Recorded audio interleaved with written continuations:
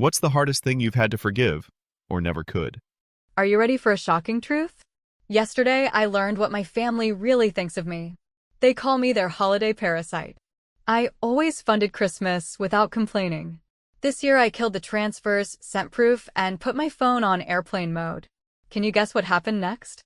I will start from the part that still makes my chest tighten, even though I have replayed it in my head so many times that it should feel numb by now. For years, I was the one who quietly kept Christmas alive. Flights, hotels, catering deposits, the church donation in the family's name, the matching pajamas for the kids, the little extras no one asked for but everyone expected, all of it came from me. No one fought me for the privilege of paying. They let me cover it, praised me in passing, and then carried on as though the season was powered by some invisible hand. I never complained, because I thought I was doing something good, holding us together, giving the children the kind of Christmas I never had. I thought it mattered. Last week I was sitting at Ethan and Melissa's, helping Melissa upload some photos of her kids to a shared album. She handed me her tablet, logged in, and walked away to deal with a spilled drink. While waiting for the files to finish, I tapped the wrong icon and ended up staring at a group chat I wasn't supposed to see. At first, I thought it was some harmless side conversation, maybe a planning thread without me so I could be surprised. But the name of the chat froze me in place. Holiday Parasite. And the members? My brother Ethan, his wife Melissa, my younger sister Carla, and even my mom. My dad wasn't listed, probably because he still struggles with tech, but seeing those names lined up made my stomach drop. I shouldn't have scrolled. But I did. And the words are burned into me now. Ethan joked that I pay for the privilege of having a chair at the table. Melissa laughed that the strategy was keep her cash, lose her voice. Carla, my little sister who hugs me like I'm her safe place, wrote that I make myself feel important by funding everything. And my mom chimed in that at least this way she didn't have to listen to me push for simpler holidays, because she buys loyalty, and we let her. They had even drafted a plan to announce a donation to a charity in the family's name using my money, while excluding me from every single decision. I sat there with the tablet heavy in my hands, breathing like someone had punched me. For years I thought I was part of the glue. For years I thought I was making up for not being the sibling with the marriage or the kids. For years I thought maybe they were grateful. And in one scroll, I learned that the role I played in their story wasn't generous or dependable. It was pathetic. It was needy. It was a punchline. I took screenshots. Not just of one message, not just of one joke. I scrolled back through months of this thread and saved everything, dates, names, receipts of their private contempt. I didn't cry, not right then. I felt a kind of sharp calm take over. I closed the tablet, handed it back to Melissa, and said nothing.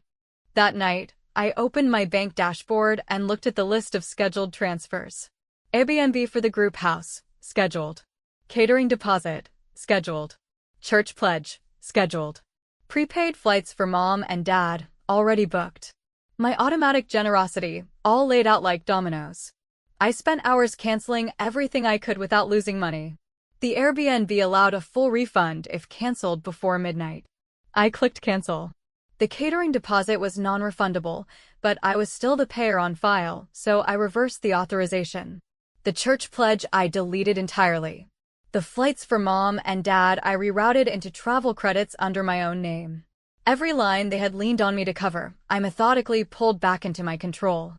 It felt both terrifying and exhilarating, like cutting a rope that had been burning my hands for years. By 2 a.m, I had built a firewall between my money and their expectations. I even set up alerts on my accounts so that if anyone tried to run charges on the shared cards they sometimes used, the ping would come straight to me.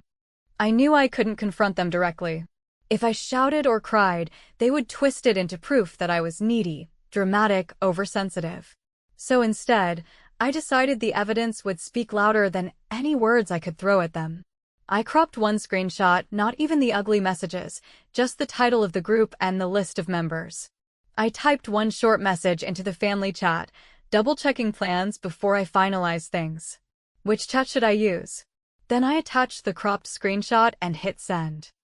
I put the phone face down on my nightstand, heart pounding but steady, and I didn't pick it up again. Because I already knew. The moment they saw that screenshot, every one of them would realize I wasn't supposed to know, but now I did. I had no intention of explaining, no intention of begging, no intention of asking how they could do this to me. I just let that single image hang in the air like a lit fuse.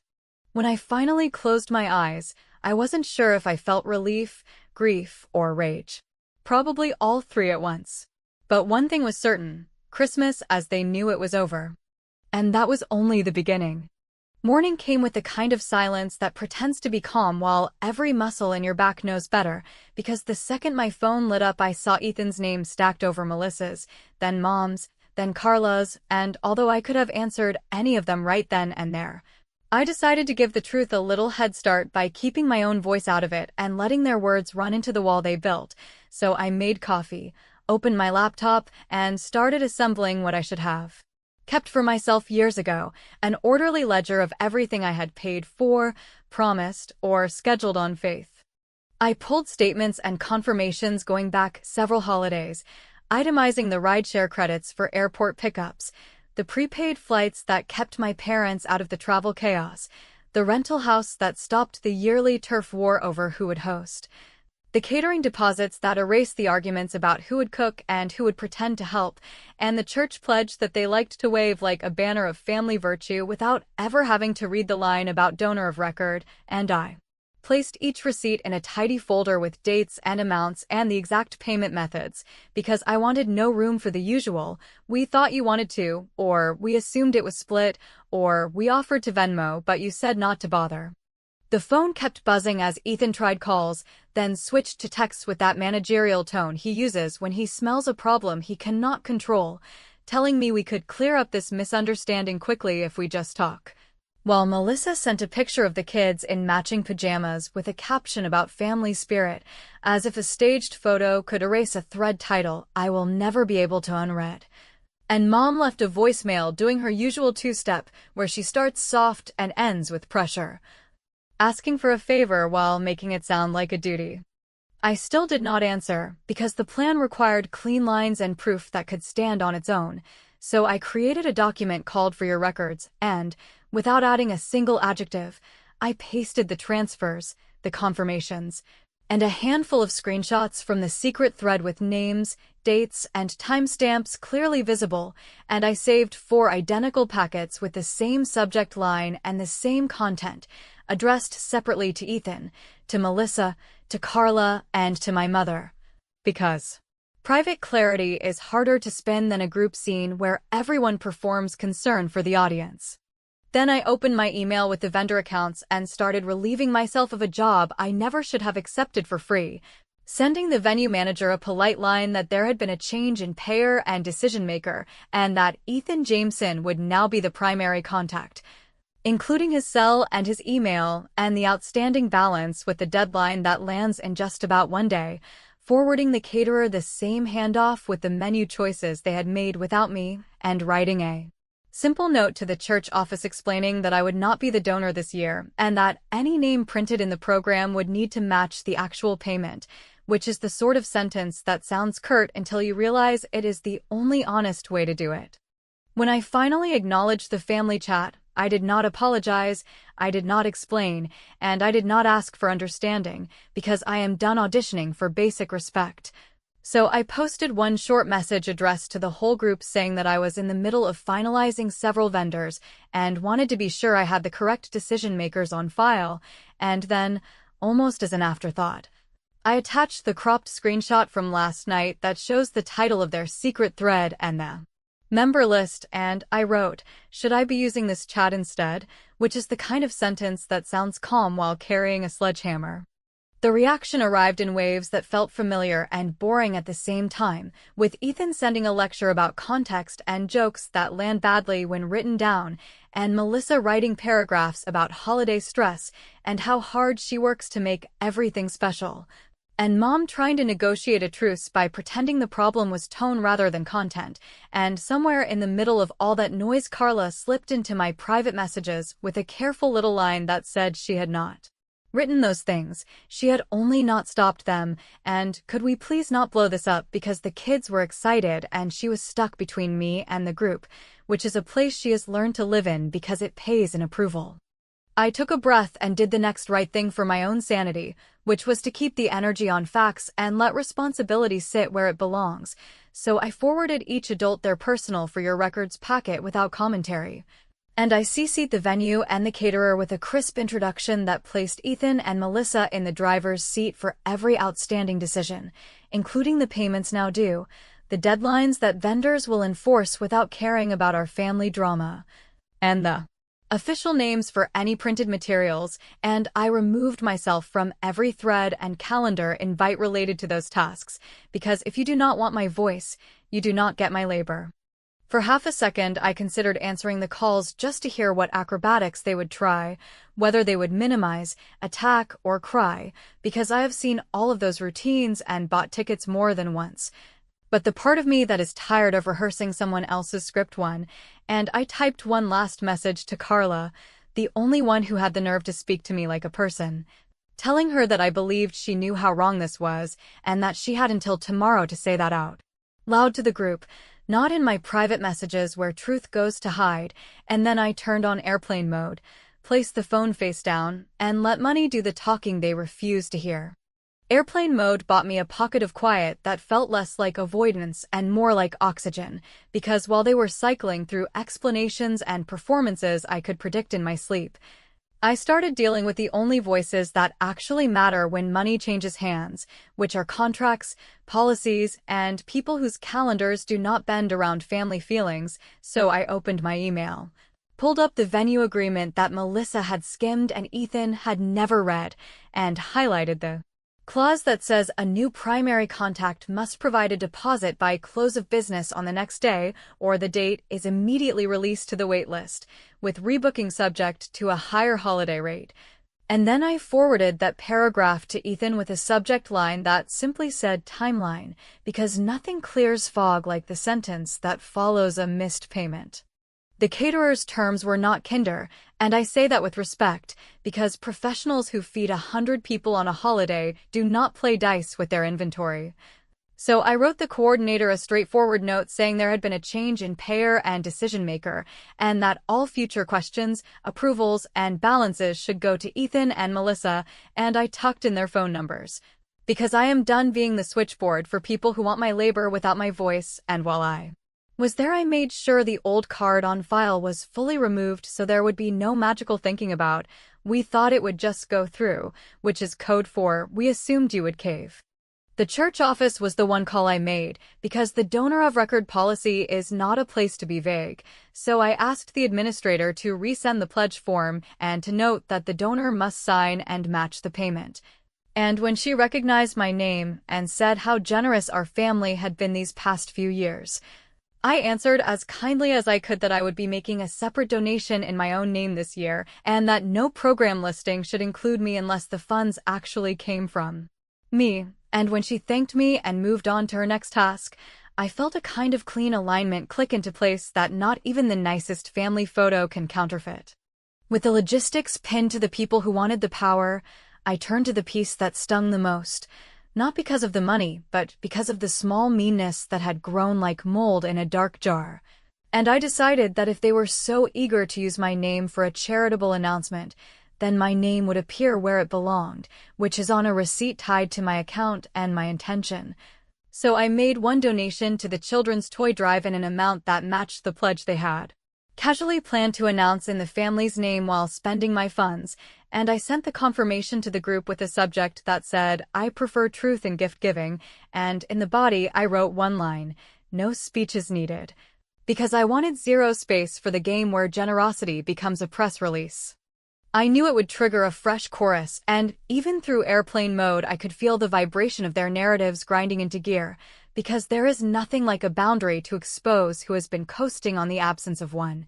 And when I finally lifted the phone and let the messages pour in, I saw exactly what I expected. Ethan insisting that humor does not translate well in screenshots and that he was only venting after a stressful budget call. Melissa producing a long scroll about how Much invisible work she does to make holidays special, and how my timing was cruel to the children. Mom composing a speech about forgiveness that never once touched the word accountability, and tucked between those predictable notes,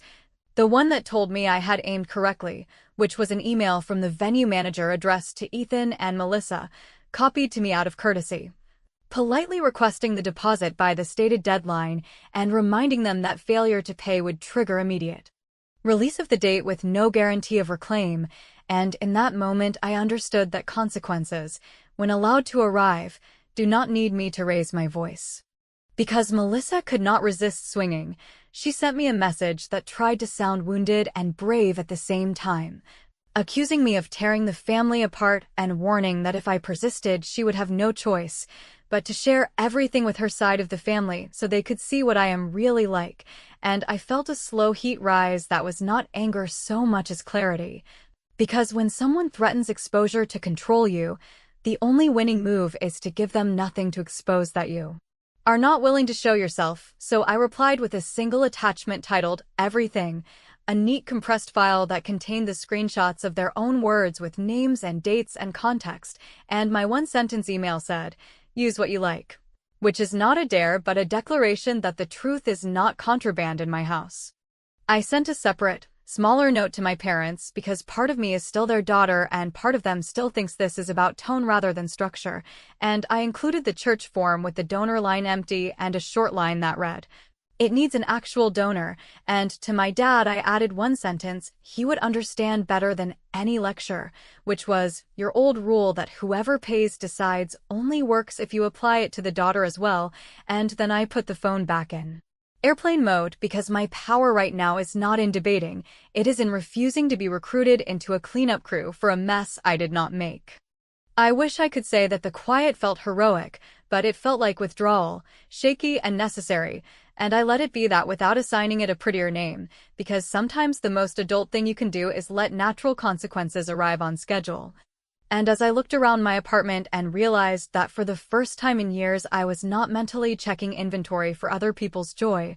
I felt the first small click of relief, like a door that has been swollen shut finally easing back into its frame, and I told myself out loud that I had made a donation that matched my values, that I had handed the right responsibilities to the people who wanted the spotlight,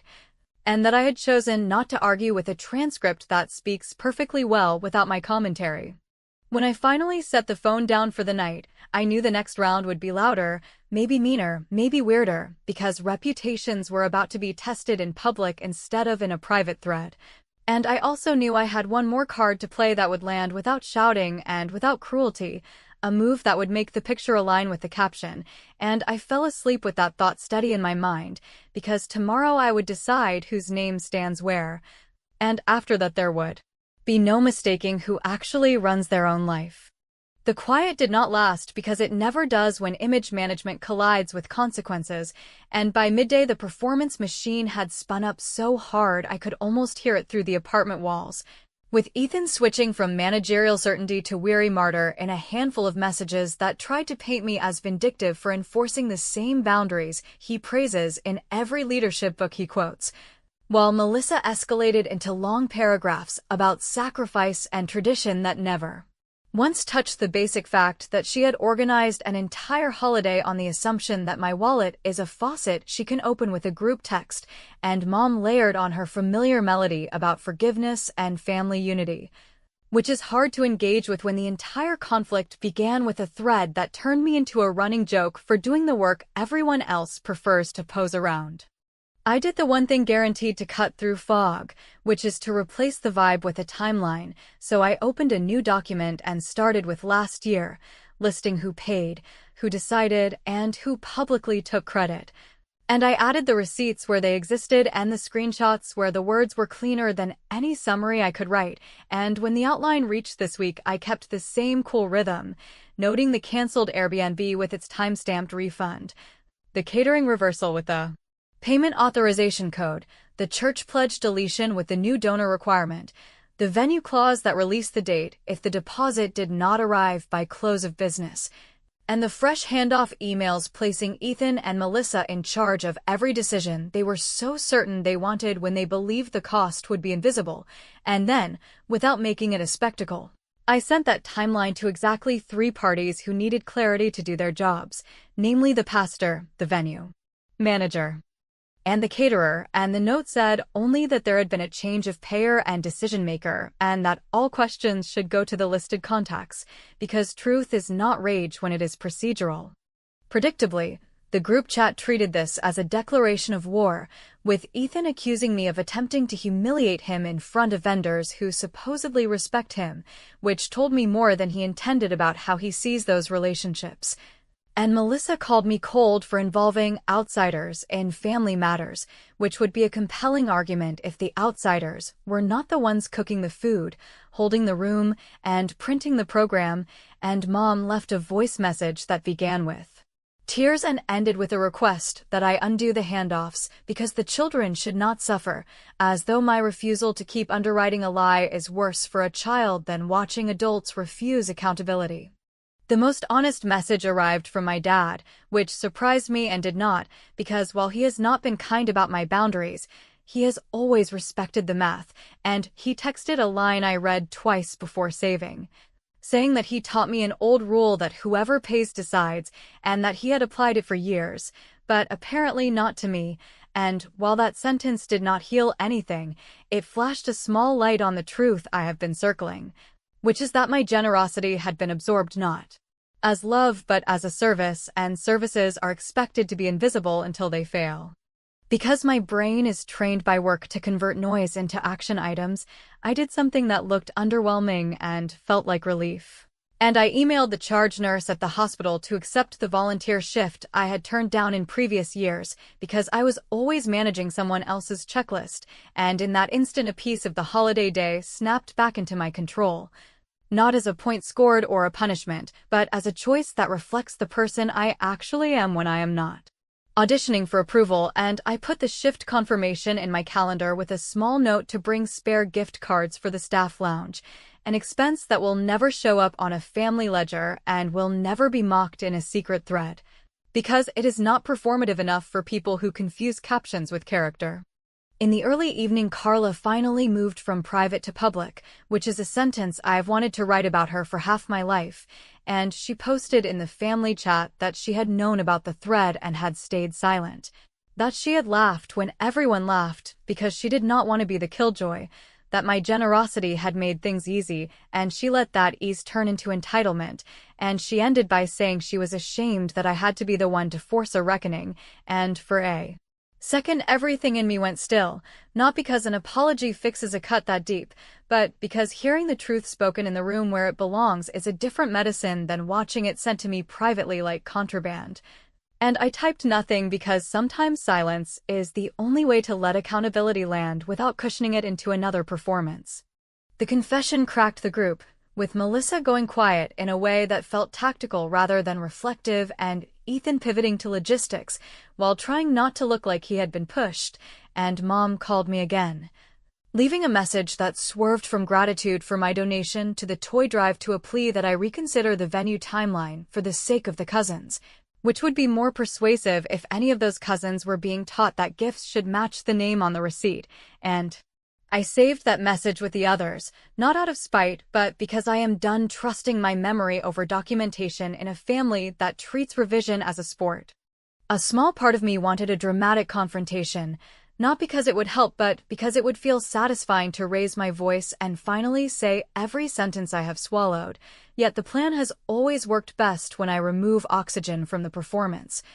So I chose a different closing move for the day, one that felt cleaner and more final than a speech, and I opened my banking app to set a permanent block on the merchant codes we had used to blur the line between my wallet and the family's festivities, and I added a note to the profile requesting manual verification for any large holiday-adjacent charge attempts, and I filed the confirmation where I could find it even on a bad day, because future me deserves the guardrails present me as building. Around 9, when the messages had thinned into passive-aggressive emojis and clipped sentences, there was a knock on my door that I knew was not a delivery. And when I opened it, Carla stood there with an envelope and a face you only wear when you are done lying to yourself. And she said she had printed the thread because she wanted to hand me something she could not edit, and she apologized without excuses, saying that if I wanted to cut her off she would understand, and that if I wanted her to say the same words to Mom and Ethan while I listened she would do it, and I felt the complicated relief of someone finally reaching for the right brick in a wall that has been holding up the wrong roof. I told her I did not need her to choose me in private anymore, that if she wanted to repair anything she should tell the truth out loud while I listened without rescuing her, and she nodded, took out her phone, and asked if now was good, and I stepped aside to let her in. Because this is what accountability looks like when it is not staged, and as she opened the family chat and typed the first sentence with me in the room, I understood that tomorrow's fallout would be loud, maybe messy, and absolutely necessary, and I also knew I had one more decision lined up that would turn down the volume for good, a move that would not rely on anyone else's growth. And I felt a steadiness settle that had nothing to do with winning an argument and everything to do with finally walking off a stage I never asked to stand on. The morning of Christmas Eve arrived not with carols or the buzz of preparation, but with the unmistakable heaviness of a room that has been cleared of furniture and left echoing, because I woke up knowing that whatever this holiday turned into,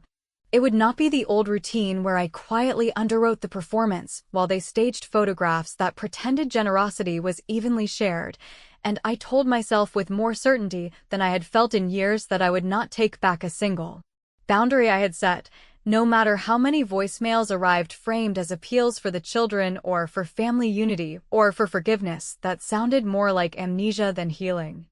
I opened my phone long enough to send one final message to the group, and it was not dramatic or emotional, because I had no intention of handing them another excuse to call me oversensitive, and instead I wrote,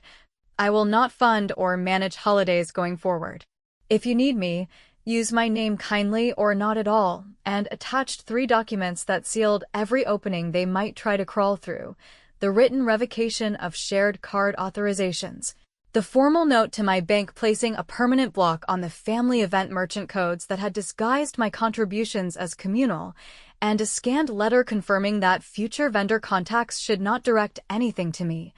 And when I hit send, I felt the rare sensation of slamming a door without the sound of wood splintering, because it was not anger driving me anymore, but clarity. The responses began pouring in within minutes, with Ethan accusing me of creating chaos that would stain the family name in front of important partners, which revealed that, even in crisis, he frames everything in terms of optics. And Melissa typing a wall of text about betrayal and coldness that turned into accusations that I had planned this for months, which almost made me laugh, because if I had planned anything it was the habit of saying yes to every financial hole they dug. And Mom writing another plea about the children and the magic of Christmas, as if kids need catered menus and rented houses more than they need adults who tell the truth. And while all of those messages arrived stacked like firewood waiting to be lit, I refused to pick up the match. Because I finally understood that silence was not weakness when it was chosen, it was strategy.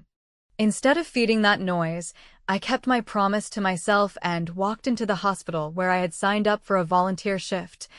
And the sight of tired parents relieved to have someone else hold their place in line for a coffee or hand their child a wrapped toy bought with donations that came from real people rather than borrowed names did more to restore my sense of belonging than any staged family gathering ever had, because here gratitude was simple and direct and not tangled in politics. And when I handed over the gift cards I had purchased for the staff lounge, no one asked for proof, no one mocked me behind my back, and no one treated generosity as a stage prop. It was just kindness moving through the room without being dissected.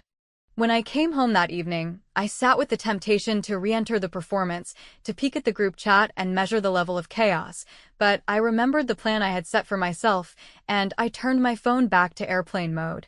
leaving it on the counter as though it were an object that belonged to another life, and instead I called 2 friends who had invited me countless times before but whom I had always declined in the name of family obligation, and I accepted a simple dinner invitation without guilt, telling them I would bring dessert and nothing more, because for once I wanted to show up without spreadsheets or receipts, just as a person who belongs by choice and not by purchase. Late that night, Just as I was settling in with a glass of wine, I glanced at my phone only because the habit is too ingrained, and in the notifications sat one new message, not from the group but from my father. And it was shorter than anything he has ever written me, saying, "You were right. It looked generous because you paid. We were lazy because you made it easy," and that sentence was not an apology wrapped in flowers, but it was an admission from the one person who had once drilled into me the rule that whoever pays decides. And hearing him finally state the truth I had lived under for years felt like the only validation I needed, not because it repaired the fracture, but because it confirmed that I had not imagined it, that the math was as real as the ache. I did not reply, not because I was punishing him, but because I did not want to dilute the clarity of his words with another round of dialogue, and instead I saved the screenshot into a private folder labeled Keep, not for evidence or revenge but for myself, so that on the days when guilt tries to sneak back in wearing the mask of tradition, I will have his sentence as a shield against the old reflex to cave. Christmas morning arrived without the usual stream of orchestrated pictures and edited captions, because I had left the family chat the night before, quietly and without a farewell, just pressing leave group and watching my name vanish from the roster of players. And for the first time in years, I brewed coffee without checking an itinerary, sat by the window without imagining who was waiting on me, and realized that uncertainty about next year did not feel like a threat anymore. It felt like a blank space with my name on it, and that small, unglamorous victory was louder than any toast around a rented table. When I finally poured that second cup and set the phone back to airplane mode, I smiled at the thought that maybe, just maybe, walking away without flinching was the most brilliant revenge I could have ever staged, because it left them with exactly what they had asked for. A holiday without me, except this time it came without my money, without my silence, and without my permission.